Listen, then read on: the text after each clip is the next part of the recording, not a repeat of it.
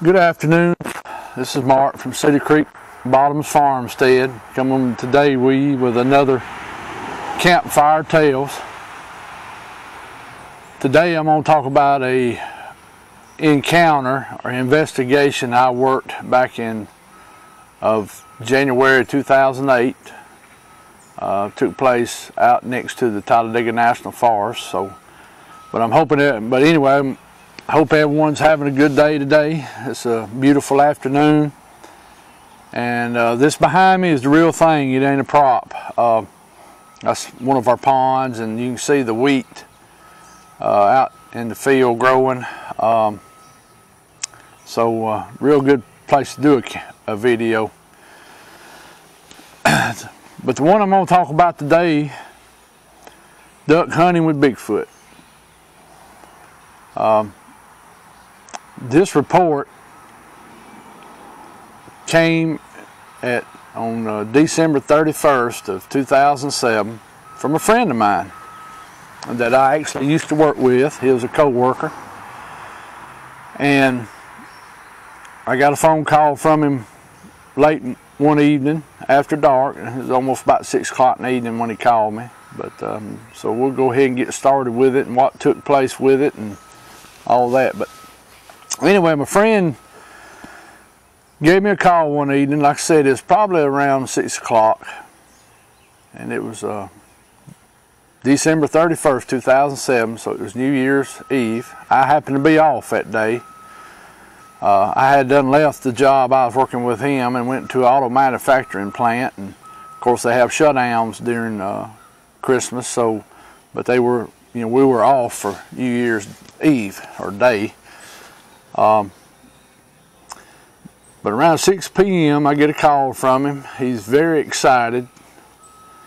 I could tell, and he said, man, I need to talk to you. And I said, okay, what's up? He said, well, I carried my 2 nephews hunting this afternoon. One of them wanted to deer hunt, one of them wanted to duck hunt. So he started off the story, or the encounter. He said, we left the house shortly, a little bit before 4. Said we headed across the pasture to a creek. The name of the creek's Crooked Creek. It's on the east side of Sylacauga, not far from downtown Sylacauga. In fact, I have another 2 more sightings from that area, encounters that later on we'll get into in some more different videos.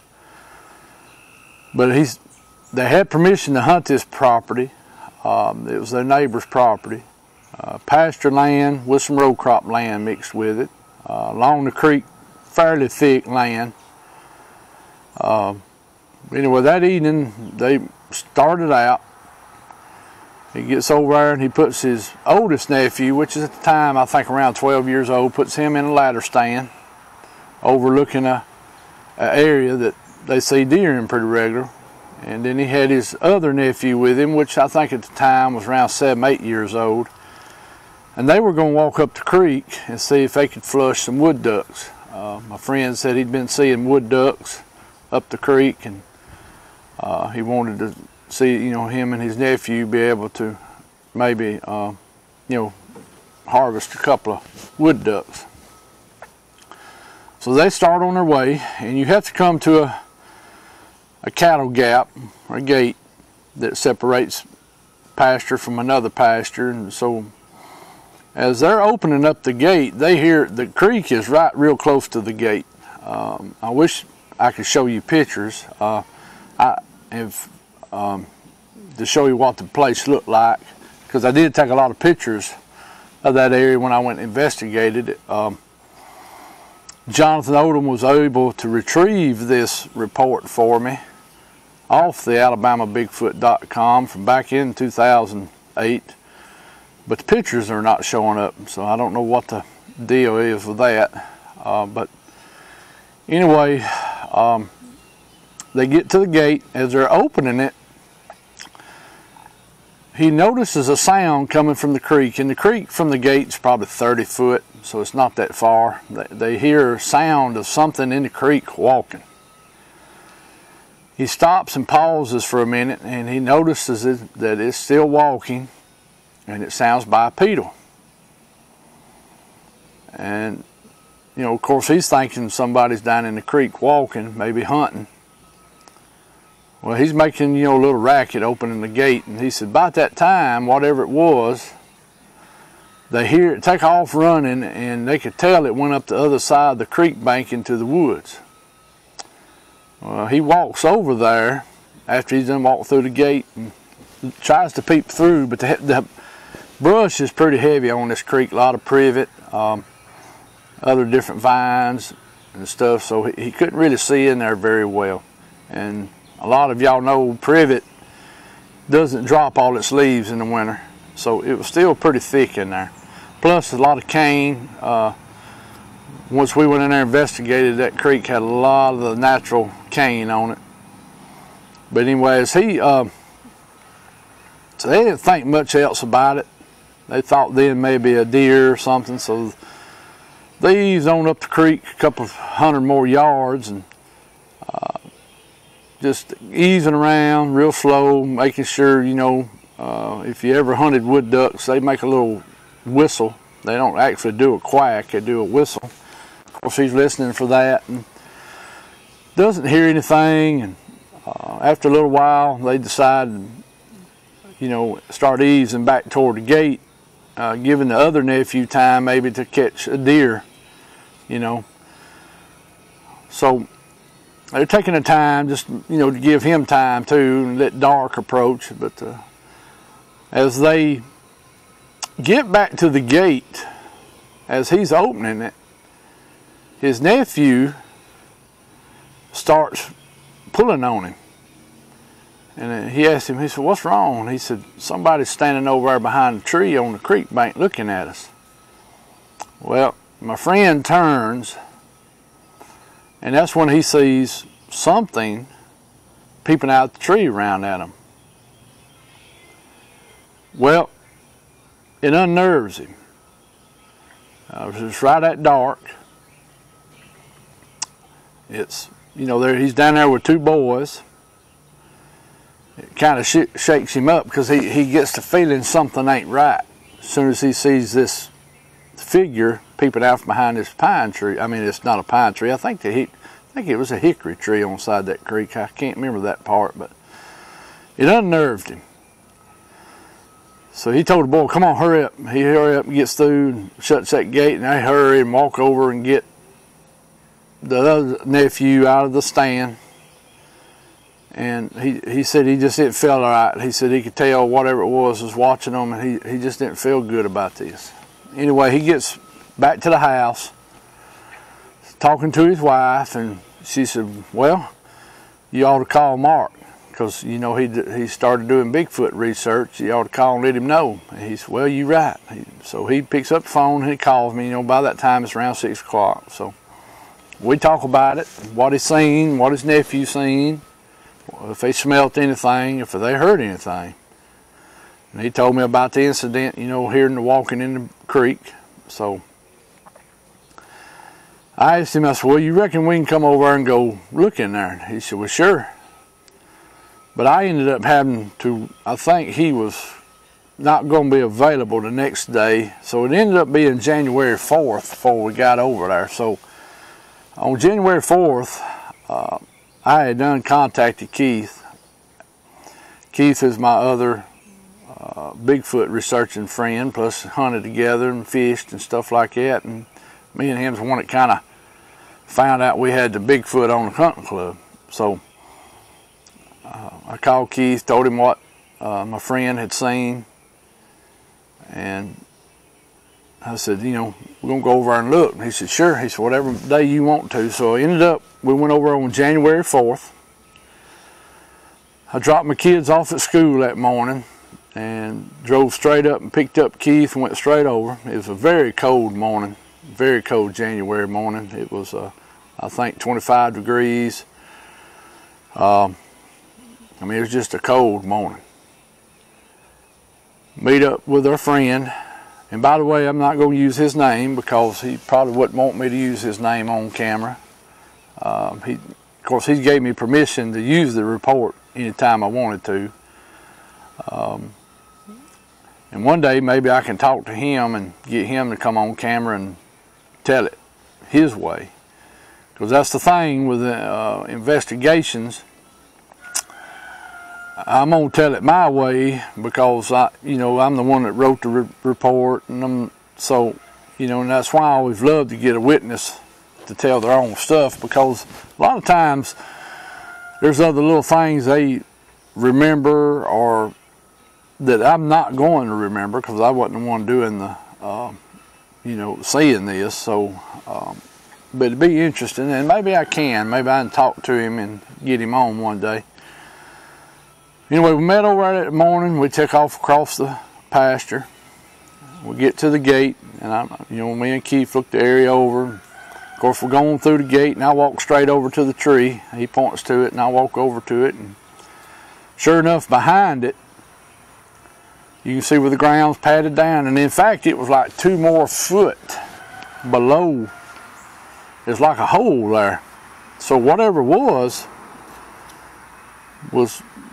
because I asked Jeff, my friend, I said, how tall do you think this figure was? And he said 6 foot.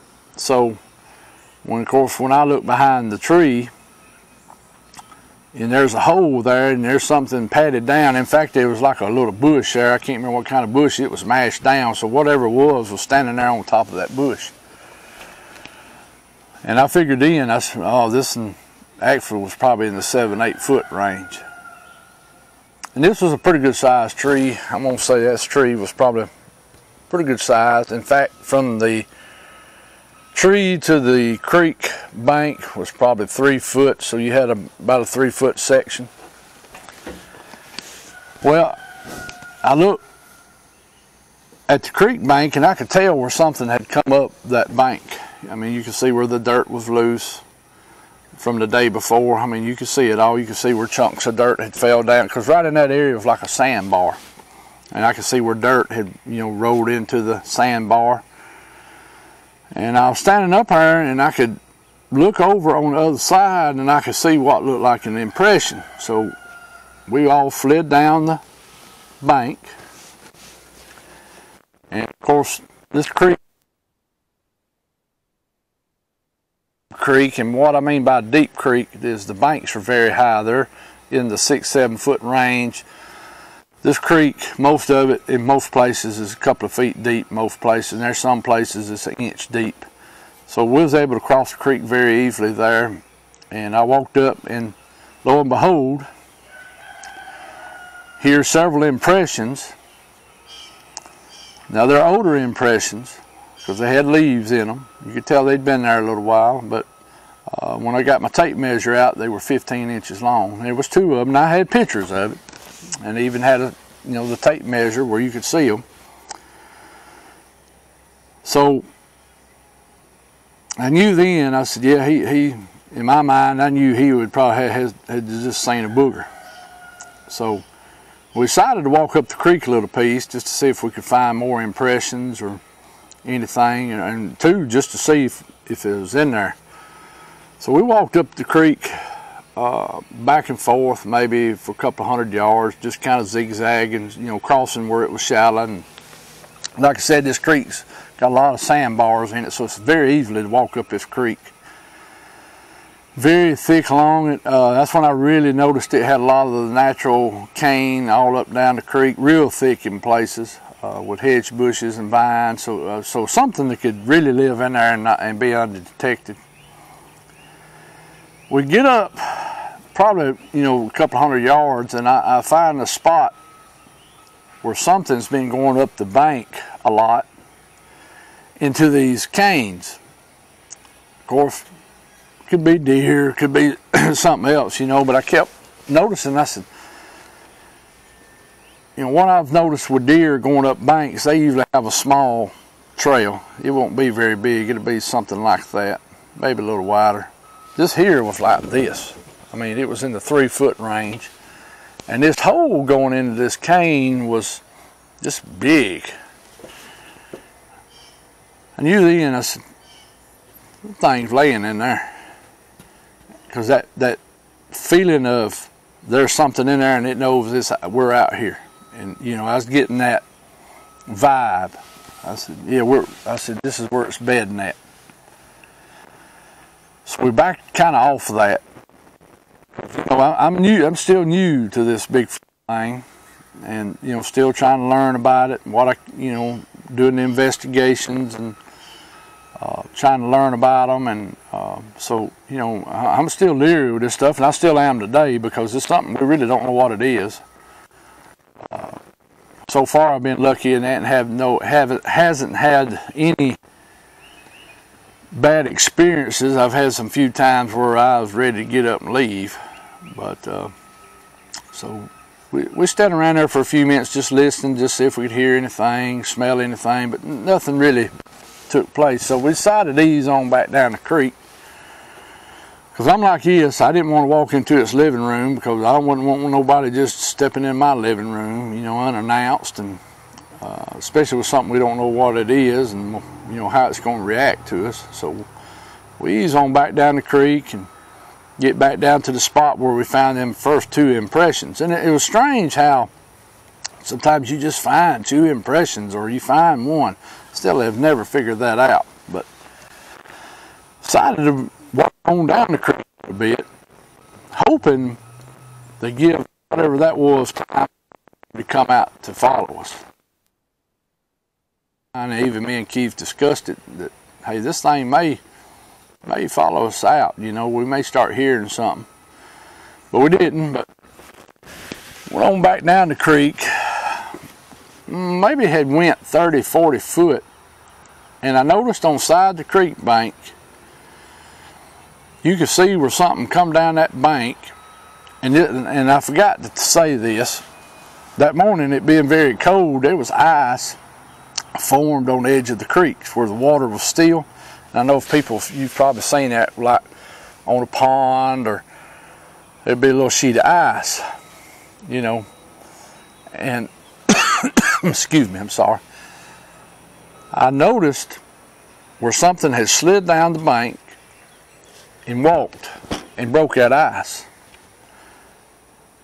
And you could tell that it went up the other bank. So it come down this bank, stepped into that ice, broke that ice, and then walked in the creek and went up the other side. And of course, took the tape measure out, 15 inches again. So I'm figuring the same individual. I mean, that was very cool. To me, it was a very good, you know, encounter to go and find that much evidence within a day or two. It showed me that this being was using that area very well. In fact, when I was talking to my friend, he said he was actually the only one hunting in there. The guy wasn't letting anybody else hunt. They had a few cows. This guy didn't hunt. So basically, he was the only one down in there on that creek bottom some. Of course, took a lot of pictures, and like I told you, I can't get them to pull up. And so it was very, very cool, to find stuff like that. It's kind of like when I seen mine in Lowndes County, how when we went back to this area, there were just footprints everywhere. Just gives you a lot of validation that, hey, there's something here. I knew my friend at the time was very truthful, and it still is. He's a very strong Christian guy. So when he called me, I knew he'd done seen something. Me and him had talked a few times about it. And he'd even told me that, you know, way back yonder he'd had maybe seen something, but it was back like in the early 90s. So he was open to it. And plus, being a Christian, he knew as well that there's things on this earth we don't know about and can't explain. But finally, we decided to come on out of there. Plus, it was cold, winds blowing, we was all getting cold, and you know, we done got on up to about 10 o'clock in the morning, and I mean, it wasn't warming up any. And we come on out, and we got back up by the gate, and you know, he asked me, he said, "You think that's what I saw on, you know, a booger?" I said, well, I said, I think a man would have said something to you, or either let you know he was there. Because I said, it's kind of like with my experience. If I was out walking around in the woods and there's people walking around with rifles during hunting season, I would definitely want them to know I'm there. You know, by speaking or saying hello or a good long whistle or something to get their attention and let them know I'm there. And I said, this didn't. This was using a tree to hide behind, peeping at you, and your nephew just caught it peeping. And then when you turned and looked, it peeped again and realized it was caught. And I said, I'm surprised that it didn't jump off the bank and run. But I said, it stood its ground. And I said, it watched y'all walk off, watched you go get your nephew. And I said, it probably watched you walk all the way across the back of the pasture to your house. And I asked him, had he been hearing anything around there at night in that creek bottom? He said, well, you know, he's one of the neighbors that lives on the other side back in there, on in the National Forest, had told him he'd been hearing some weird sounds at night and over around his place. And I contacted him. He gave me his phone number, and I contacted this guy, and he told me about some of the stuff he'd been hearing at night. And I had planned to go over there and never did get to. I figured it was the same clan of Bigfoot. They've been, and later on I would find out that that clan was all up and down that Crooked Creek. In fact, I'll have some more encounters that's going to be very close to Crooked Creek, and that's why I feel that it's the same group. Like I said earlier, that area is very rural, right next to the National Forest, but right almost in the Sylacauga city limits. It's row crop land, timberland, pasture land, beautiful, beautiful land back in there. So very good place for them to live, be undetected. Plenty of deer, wildlife. The farming guy that farms a lot of that land there, plants a lot of corn, soy on that property. So, I mean, food source. Fish, you know, in the creek. Very good place. I lived in that area for 3 years up the road from him, maybe a half a mile. And there was a big pasture in behind my house. It wasn't the same pasture that he's seen this in, but it joined each other. There were several times I would come home late at night from work and hear stuff. Of course, I didn't know it was Bigfoot then. I just knew I was hearing something crazy. And you have to remember, I've been a coon hunter most of my life, you know, since 14, 15 years old. So I've been in the woods a lot at night when most people ain't. Woods is a lot different at 2 or 3 a.m. in the morning, especially walking through them. You know, it's different being, you know, a tent camping, but when you're actually walking through the woods that late at night, going to a set of dogs that's treed, or coming back from a tree, and I mean, you hear some crazy things. And you know, like I had probably encountered the boogers before and just didn't realize it through my years. Different things that happened, and I'm going to touch on some of them down the road. Some things that went on that at the time I didn't realize was them. But me and him talked. Get back to that. I know I'm rambling, but get back to that. Me and him talked about it, and I told him, I said, I think you've seen a booger. And you know, I told him, I said, I wouldn't quit hunting over here. I said, I wouldn't let it run you out of here. I said, I would respect it. I probably wouldn't point the gun at it unless it was attacking you. I said, I would just try to, you know, watch it going in some of its thick stuff or something, but, you know, but I said, I wouldn't let it keep me from hunting over here. I made my mind up very quickly, even after I figured out they were on the hunting club, that I wasn't going to let it stop me from hunting. You know, just because I already knew they'd already been here. I mean, they just didn't show up all of a sudden. They already been here, so I wasn't going to let that stop me. Now I'm more careful now, and I pay more attention than I used to. But going back to him, I remember one time me and him was talking, and this is how this got brought up. When he found out I was doing some Bigfoot research, he told me about an instance when he was turkey hunting one time, and this would have been back in the early 90s, that he got to a place one morning and he had roosted 2 gobblers in there that afternoon. And if you don't know anything about turkey hunting, a lot of turkey hunters go the day before and what they call roosted turkey. In other words, they find out where they're roosting at, and then the next morning they come and try to set up in that area to harvest that turkey, you know, to call him off the roost to come to him, you know, using a hen call. But he said he was walking up this old logging road. It was still before daylight. I think it was half a moon or 3/4 moon, so there was a little bit of light. He wasn't even using a flashlight. He says gradual incline up that hill, and he gets right at the crest of the hill, and he realizes there's something standing in the road. And at first he didn't know what to think about it, but he said whatever it was like him. It was surprised. He said it turned and took off through the woods, and he said he ain't never seen nothing move like it. And I told him, I said, you probably had encountered a booger. And you know, of course he was, it's like most people, they're skeptic about it. But I think after what him and his nephew experienced that afternoon back in December of 2007, I think he come to realize there's something to him.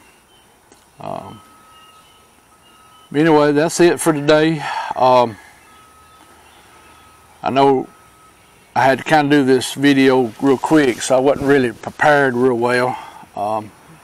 And like I've told Rebecca, we're not going to do much editing. I'd rather you see me like I am and telling this stuff like I am than to try to edit. And so I'm going to make mistakes. I'm sorry. Just part of it. I'll try to do better. But give us a like, subscribe to us, comment to us, share, whatever and give me some feedback if it's something you're liking. Because I got a ton of stuff to tell, and like I said too, we'll do some history stuff too. I didn't go into a lot about this area. I should have went into more about it, but anyway, I want to try to keep my videos, around 30 minutes or under. So, well, I hope y'all have a good day, and we'll see you next time from Campfire Tales. Bye bye.